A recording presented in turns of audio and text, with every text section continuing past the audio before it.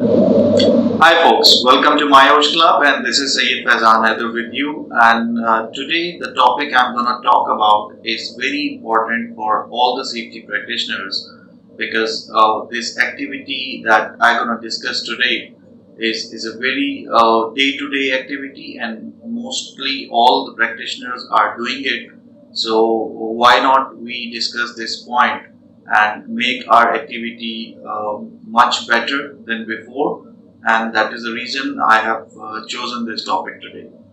So the topic that I'm going to talk about today is toolbox talk. Every safety practitioner is conducting the toolbox talks, but how we have to conduct it, what are the things we need to consider before we do this activity to make it more effective. So let's begin, and what are the things we need to look into it, we'll discuss today. So the first thing, as we always say that first things at first. So we need to first look at the planning and the preparation part.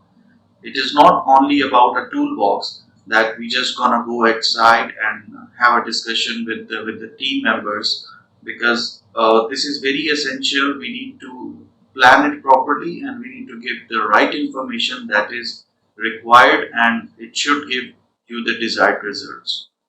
So for this purpose, I have divided this topic into two categories. So today we will discuss one, and in the next upcoming video we will discuss the second phase of it, and then we will have the complete package in order to have the effective toolbox talks at your side. So the first stage of your toolbox talk is the planning and the preparation stage. So I have listed down some important points that we need to consider when we are in the first stage. So the first thing that we should do as a practitioner while at a first stage is the topic selection. So this topic selection is very important and very crucial, because we should not be following the plan that we have made for the whole month, for the whole year. Rather than we should be looking at the need of that domain. For example, if we are conducting a toolbox talk at a site where the high risk of fall from height is there, so we should be considering the most important topic to be discussed with those guys at safety at work at height, how to use the fall arrest systems, and this kind of topics we need to choose. So rather than choosing the topics randomly or just following your calendar, you better go with the need of the area. So that is called the training need analysis. So you should be doing a training need analysis before selection of the topic, and based on the need of the area, you need to select the topic that is really required there, and can give you the right outcomes that you are looking at. So in this first stage of planning and preparation after the topic selection, now the second step comes is the topic preparation. So how we have to prepare ourselves. So there are many ways to prepare yourself. Though we are safety practitioners, we know the topic that we are going to discuss on that day, but we better equip before we get on the field, and we need to have those evidences with us before we start that topic. For example, you can say you can have a small a white paper that usually we call that we put some that important information, that relevant information, some references, some examples, or some accidents related to that activity, some other relevant information put on a paper and keep it as a document. So when you are on the field to discuss that particular topic, you won't be missing any of that information that is really required to be delivered. So this is a part of your topic preparation. So you need to be very well aware and prepared for the topic that you are going to discuss in that area. So the third thing is the schedule notification. This is also very crucial, because when you are planning to conduct a toolbox talk, either could be a daily toolbox or a weekly toolbox, whatever the schedule as per your site or as per your facility. You need to inform the audience before you schedule it, because when you are randomly or all of a sudden when you are going at site and calling the people for the toolbox, they are not mentally well prepared for that topic or for that happening of that meeting. So the best way to conduct the toolbox talk, you need to notify your audience well in advance with the topic, with the time, date, and venue.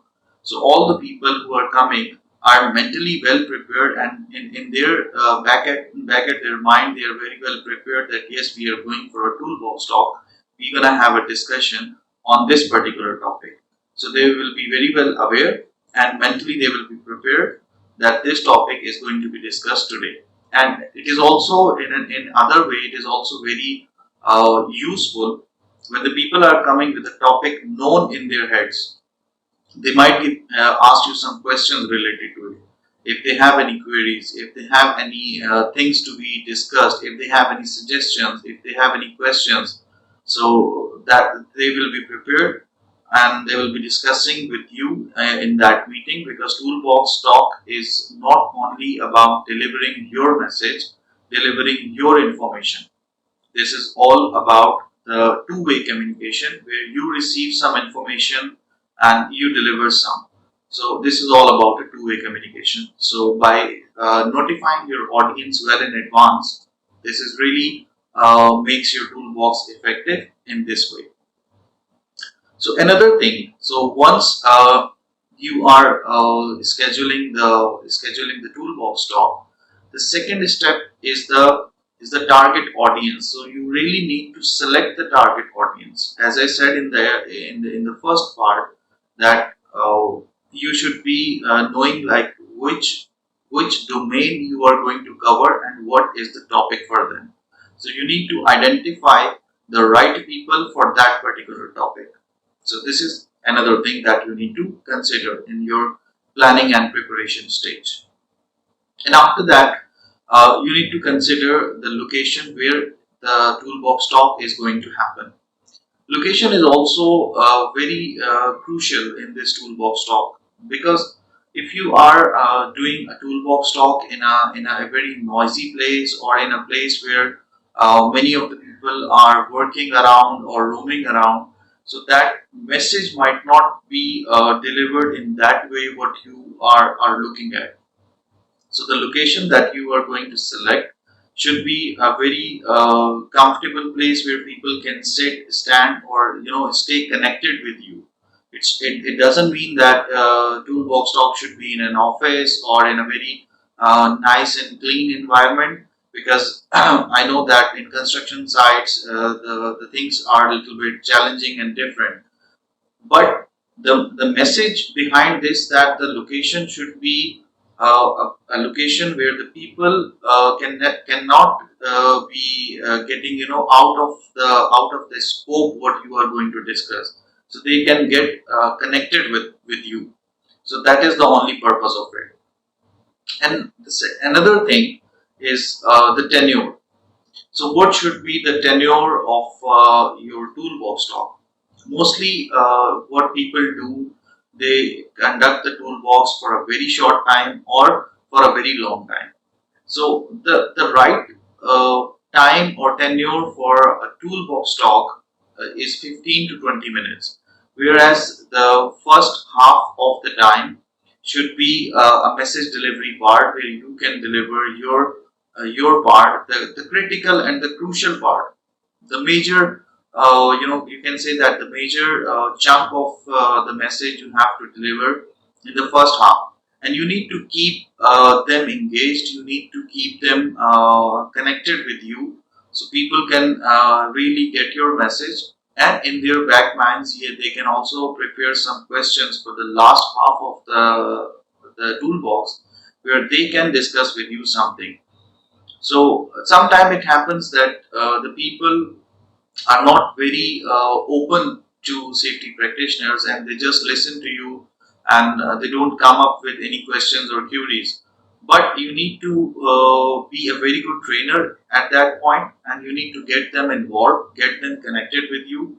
And once you are done with your first part, you really need to get their feedback, get their questions. You need to get them involved, like what are your suggestions, because these are the key people who are actually doing the work at your work site.